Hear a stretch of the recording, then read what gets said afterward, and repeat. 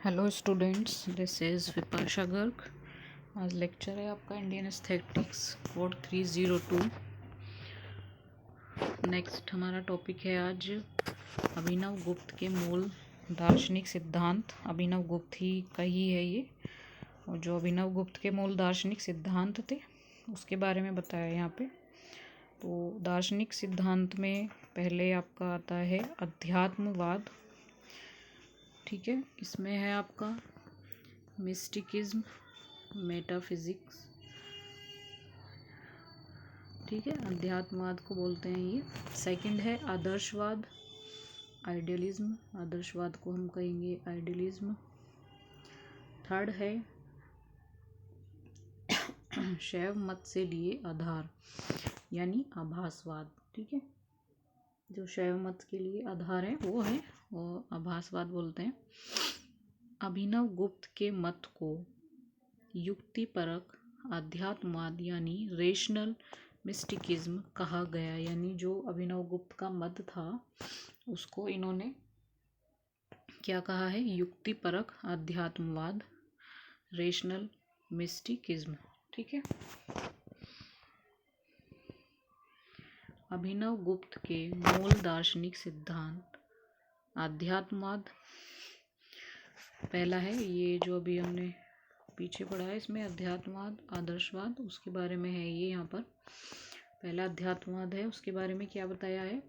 अभिनव गुप्त की पूरी विचारधारा दार्शनिक अध्यात्मवादी रही। यानी जो अभिनव गुप्त की पूरी विचारधारा थी वो दार्शनिक अध्यात्मवादी रही, परंतु अभिनव गुप्त का दृष्टिकोण पूरी तरह युक्तिवादी है। यानी जो उनकी विचारधारा थी वो दार्शनिक रही है, पर जो उनका दृष्टिकोण था वो युक्तिवादी है। ठीक है, मतलब अभिनव गुप्त की जो पूरी विचारधारा थी वो दार्शनिक अध्यात्मवादी रही है, दार्शनिक से रिलेटेड, परंतु अभिनव गुप्त का जो दृष्टिकोण है वो पूरी तरह युक्तिवाद रहा है, जो हम पीछे पढ़ चुके हैं। अपने विचारों को वे युक्तियों द्वारा सिद्ध करते हैं।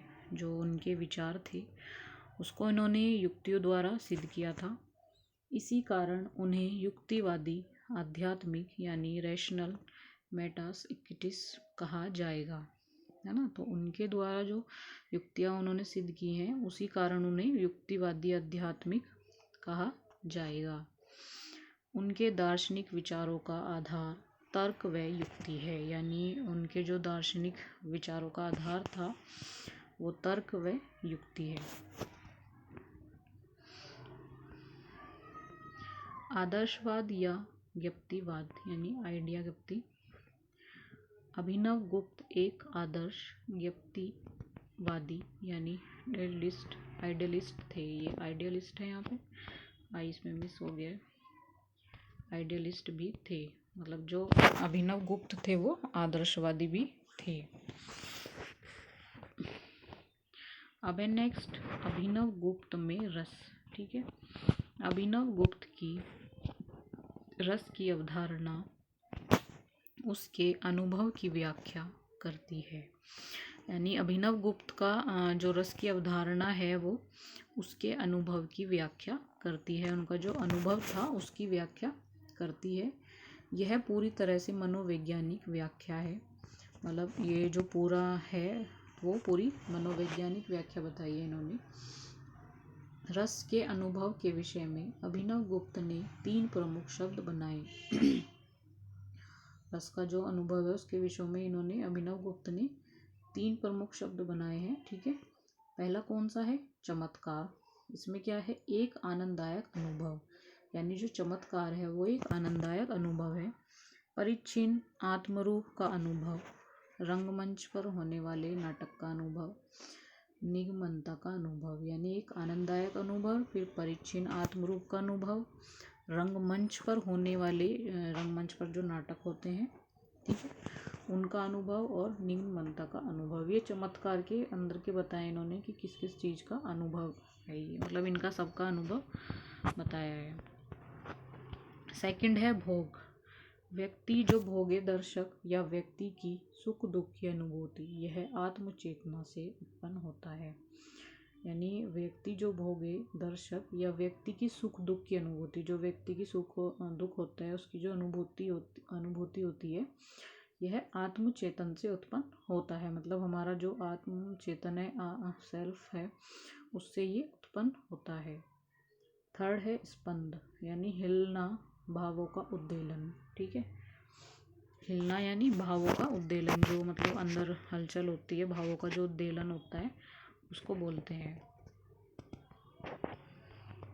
अभिनव गुप्त ने स्वयं यह स्पष्ट कहा है कि उन्होंने अपने रस सिद्धांत का दार्शनिक आधार दूसरे पदार्थ की विलक्षणता, विमर्श प्रधानता को माना था। यानी अभिनव गुप्त ने खुद कहा है कि उनका जो रस सिद्धांत है उसका दार्शनिक आधार दूसरे पदार्थ की विलक्षणता, विमर्श प्रधानता को उन्होंने माना था। उन्होंने अभिनव भारती में प्रतिपादित रस सिद्धांत के संबंध में चमत्कार शब्द की व्याख्या भी दी थी। यानी अभिनव भारती ने प्रतिपादित रस सिद्धांत के संबंध में चमत्कार शब्द की व्याख्या भी दी थी।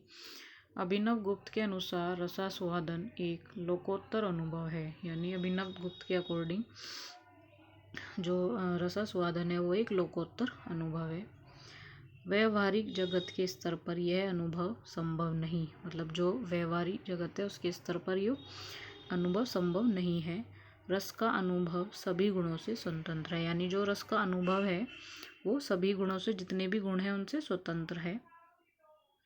यह आत्मानुभव है, यानी आत्मा से रिलेटेड जो अनुभव होता है ये वो है, यह आत्मानुभव है, एक प्रतीति चेतना है। ठीक है, इस प्रकार वह आनंद है। मतलब जो रस का अनुभव होता है वो सभी गुणों से स्वतंत्र है, फ्री है, तो यह मतलब वो जो है वो आत्मानुभव होता है, एक प्रतीति, वो चेतना है। इस प्रकार वह आनंद है।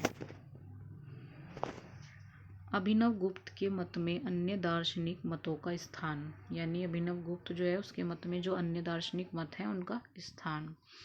पहला क्या है, वेदांत मत के परब्रह्मा तत्व को स्वीकारा। मतलब जो वेदांत मत है उसका जो परब्रह्मा तत्व है उसको स्वीकारा था। शव मत के सदाशिव को माना, जो शव मत है उसका जो सदाशिव है उसको माना है।